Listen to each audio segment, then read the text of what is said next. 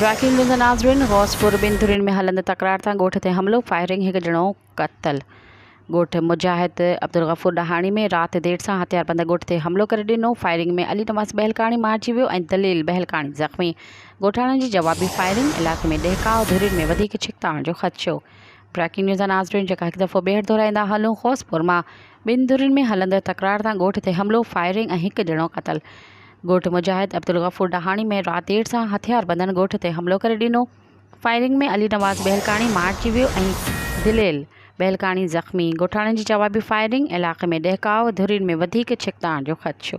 मज़ीद ख़बरनि ऐं तफ़सीलात लाइ विज़िट कयो असांजी वेबसाइट www.awamiNewsHD.com ऐं ॾिसंदा रहो अवामी न्यूज़ HD।